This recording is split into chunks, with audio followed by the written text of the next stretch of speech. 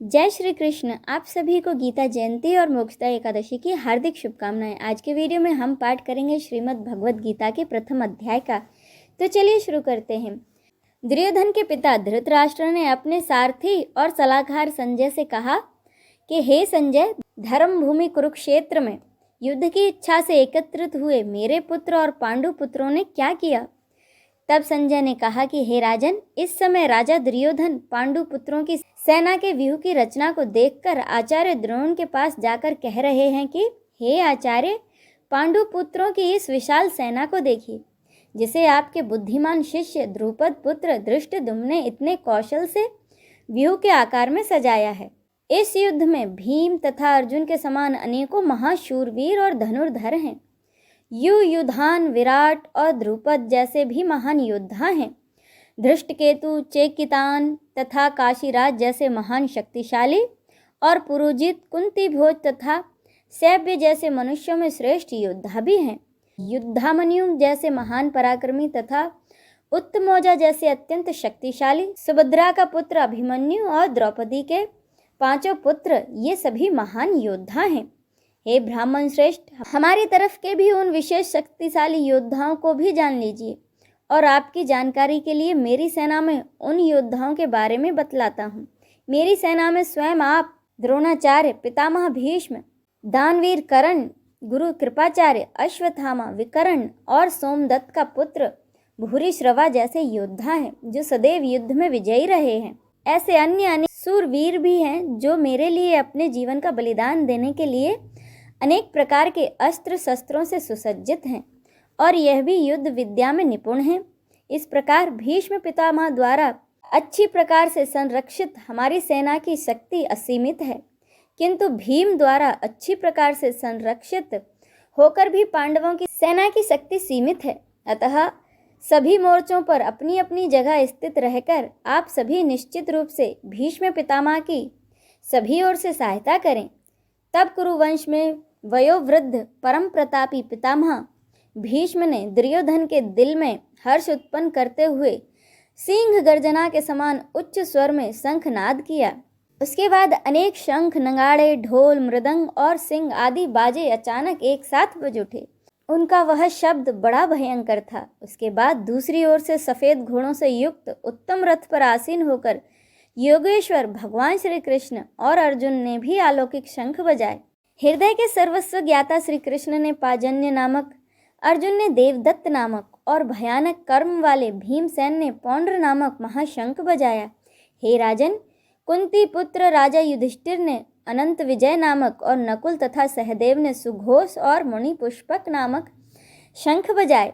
श्रेष्ठ धनुष वाले काशीराज महारथी शिखंडी एवं धृष्टद्युम्न तथा राजा विराट और कभी न हारने वाले सात्विकी राजा द्रुपद एवं द्रौपदी के पांचों पुत्र और बड़ी भुजा वाले सुभद्रा पुत्र अभिमन्यु आदि ने भी अलग अलग शंख बजाए। उस भयंकर ध्वनि ने आकाश और पृथ्वी को गुंजायमान करते हुए धृतराष्ट्र के पुत्रों के हृदय में शोक उत्पन्न कर दिया। हे राजन, इसके बाद हनुमान से अंकित पताका लगे रथ पर आसीन पांडु पुत्र अर्जुन ने धनुष उठाकर तीर चलाने की तैयारी के समय धृतराष्ट्र के पुत्रों को देखकर हृदय के सर्वस्व ज्ञाता श्री कृष्ण से प्रार्थना करते हुए, हे कृष्ण, कृपा करके मेरे रथ को दोनों सेनाओं के बीच में खड़ा करें, जिससे मैं युद्ध भूमि में उपस्थित युद्ध की इच्छा रखने वालों को देख सकूं कि इस युद्ध में मुझे किन किन के साथ युद्ध करना है।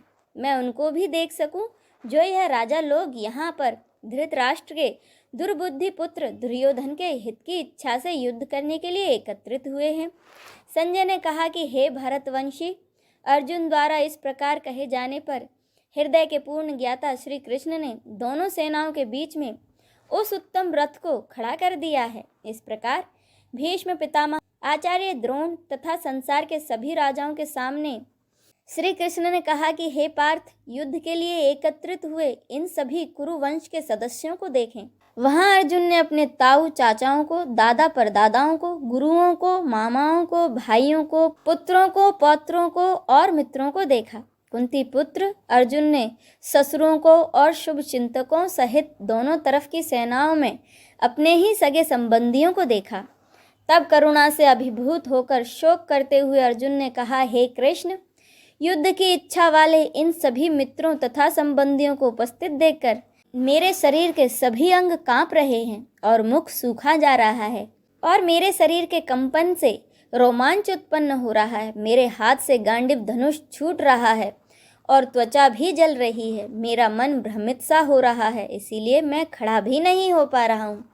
हे केशव, मुझे तो केवल अशुभ लक्षण ही दिखाई दे रहे हैं। युद्ध में स्वजनों को मारने से मुझे कोई कल्याण नहीं दिखाई देता है। हे कृष्ण, मैं न तो विजय चाहता हूँ और न ही राज्य और सुखों की इच्छा रखता हूँ। हे गोविंद, हमें ऐसे राज्य, सुख अथवा इस जीवन से भी क्या लाभ है जिनके साथ हमें राज्य आदि सुखों को भोगने की इच्छा है, जब वही अपने जीवन के सभी सुखों को त्याग करके इस युद्ध भूमि में खड़े हैं। गुरुजन, परिवारजन, पुत्रगण, पितामह, मामा, ससुर, पौत्रगण, साले और सभी सगे संबंधी भी मेरे सामने खड़े हैं।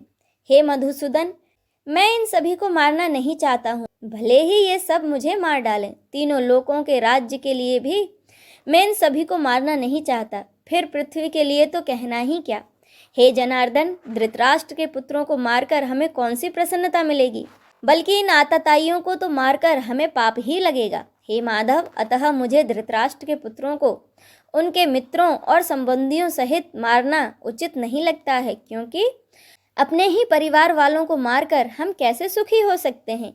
यद्यपि लोभ के कारण इन भ्रमित चित्त वालों को कुल के नाश से उत्पन्न होने वाले दोष नहीं दिखाई देते और मित्रों से विरोध करने में कोई पाप दिखाई नहीं देता। हे जनार्दन, हम लोग तो कुल के नाश से उत्पन्न दोष को समझने वाले हैं, क्यों ना हमें इस पाप से बचने के लिए विचार करना चाहिए। कुल के नाश से सनातन कुल धर्म नष्ट हो जाते हैं तथा धर्म का नाश हो जाने पर संपूर्ण कुल में अधर्म फैल जाता है। हे कृष्ण, अधर्म अधिक बढ़ जाने से कुल की स्त्रियां दूषित हो जाती हैं। स्त्रियों के दूषित हो जाने पर अवांछित संतानें उत्पन्न होती हैं। अवांछित संतानों की वृद्धि से निश्चय ही कुल में नारकीय जीवन उत्पन्न होता है। ऐसे पतित कुलों के पितृ गिर जाते हैं, क्योंकि पिंड और जल के दान की क्रियाएं समाप्त हो जाती हैं। इन अवांछित संतानों के दुष्कर्मों से सनातन कुल धर्म और जाति धर्म नष्ट हो जाते हैं। हे जनार्दन, जिनका कुल धर्म नष्ट हो गया है, ऐसे मनुष्यों को निश्चित ही नरक में रहना पड़ता है, ऐसा हम सुनते आए हैं। कितने आश्चर्य की बात है कि हम लोग बुद्धिमान होकर भी महान पाप करने को तैयार हो गए, जो राज्य और सुख के लोभ से अपने प्रियजनों को मारने के लिए आतुर हो गए हैं। यदि मुझे धृतराष्ट्र के पुत्र मार भी डालें तो यह भी मेरे लिए श्रेष्ठ ही होगा। संजय ने कहा, महाराज, अर्जुन शोक से व्याकुल हो गया है। अर्जुन युद्ध भूमि में यह कहकर बाणों सहित धनुष को त्याग कर रथ के पिछले भाग में बैठ गया। इसी के साथ श्रीमद् भगवद गीता का प्रथम अध्याय संपूर्ण होता है। जय श्री कृष्ण। अब सुने श्री कृष्ण चालीसा। बंसी शोभित कर मधुर, नील जलद तन श्याम, अरुणधर जनु बिंब फल, नयन कमल अभिराम, पूर्ण इंद्र अरविंद मुख, पीतांबर शुभ साज, जय मन मोहन मदन छवि, कृष्ण चंद्र महाराज। जय यदुनंदन, जय जगवंदन, जय वसुदेव देवकी नंदन, जय यशोदा सुत नंद दुलारे, जय प्रभु भक्तन के द्रग तारे, जय नट नागर नागन थैया, कृष्ण कन्हैया धेनु चरैया, पुनि नख पर प्रभु गिरिवर धारो, आओ दीनन कष्ट निवारो, वंशी मधुर अधर धरि टेरो, होवे पूर्ण विनय यह मेरो, आओ हरि पुनि माखन चाखो, आज लाज भारत की राखो, गोल कपोल चिबुक अरुणारे, मृदु मुस्कान मोहिनी डारे, राजित राजीव नयन विशाला, मोर मुकुट बैजंती माला, कुंडल श्रवण पीत पट आछे, कटी किंकणी काछ निकाछे, नील जलज सुंदर तन सोहे, छबि लखि सुर नर मुनि मन मोहे, मस्तक तिलक अलक घुंघराले, आओ कृष्ण बांसुरी वाले, करी पय पान पूत नाही तारो, अका बका कागा सुर मार्यो, मधुवन जलत अगिन जब ज्वाला, भय शीतल लख तही नंदलाला, सुरपति जब ब्रज चढ़्यो रिसाई, मूसर धार वारी वरसाई, लगत लगत ब्रज चहन बहायो, गोवर्धन नख धारी बचायो, लखी यशोदा मन भ्रम दिखाई, मुख मह 14 भुवन दिखाई, दुष्ट कंस अति ऊधम मचायो, कोटि कमल जब फूल मंगायो, नाथी कालियाही तब तुम लीन्हे, चरण चिन्ह दे निर्भय कीन्हे, करी गोपिन संग रास विलासा, सबकी पूर्ण करी अभिलाषा, केत की महा असुर संहार्यो, कंस ही केस पकड़ दे मार्यो, मात पिता की बंदी छुड़ाई, उग्र सैन कह राज दिलाई, मही से मृतक 6 सुत लायो, मातु देव की शोक मिटायो,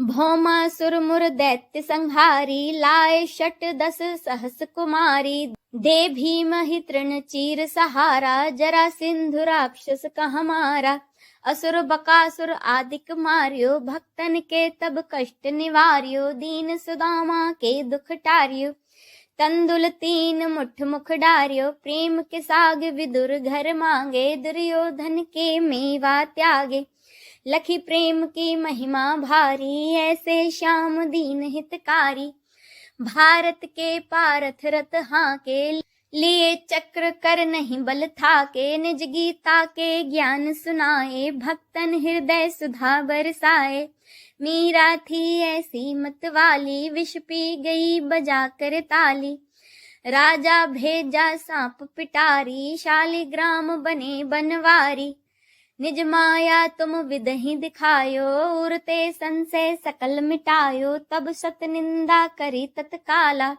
जीवन मुक्त भयो शिशुपाला, जब ही द्रौपदी टेर लगाई, दीनानाथ लाज अब जाई, तुरत तही बसन बने नंदलाला, बढ़े चीर भय अरि मुह काला, अस अनाथ के नाथ कन्हैया, डूबत भवर बचाई नैया, सुंदर दास आज उरधारी, दया दृष्टि कीजे बनवारी, नाथ सकल मम कुमति निवारो, क्षमहु बेगी अपराध हमारो, खोलो पट अब दर्शन दीजे, बोलो कृष्ण कन्हैया की जय।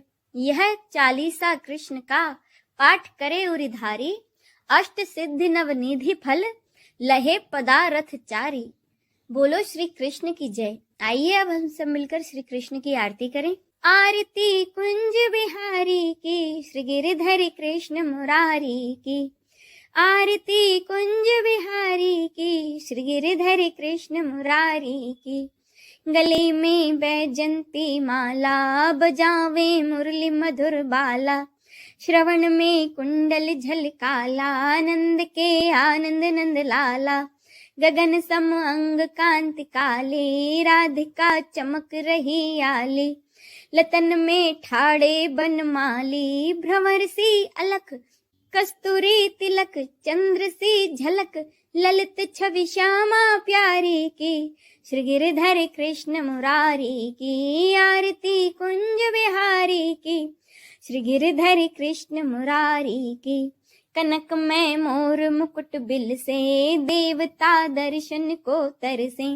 गगन 100 सुमन राशि बरसे, बजे मुरचंग मधुर मृदंग, ग्वालिनी संग अतुल रति गोप कुमारी की, श्री गिरिधर कृष्ण मुरारी की, आरती कुंज बिहारी की, श्री गिरिधर कृष्ण मुरारी की, जहाँ ते प्रकट भई गंगा, सकल मलहारिणी श्री गंगा, स्मरण ते होत मोह भंगा, बसी शिव शीश जटा के बीच, हरे अब कीच चरण छवि श्री बनवारी की, श्री गिरिधर कृष्ण मुरारी की, आरती कुंज बिहारी की, श्री गिरिधर कृष्ण मुरारी की, चमकती उज्ज्वल तट रेणु, बज रही वृंदावन बेनु, चहु दिश गोपी ग्वाल धेनु, हसत मृदु मंद चांदनी चंद, कटक भव फंद टेर सुन दीन दुखारी की, श्री गिरिधर कृष्ण मुरारी की, आरती कुंज बिहारी की, श्री गिरधर कृष्ण मुरारी की आरती कुंज बिहारी की, श्री गिरधर कृष्ण मुरारी की। इस वीडियो में बस इतना ही। अगर आपको ये वीडियो अच्छा लगा हो तो कमेंट करके ज़रूर बताइएगा।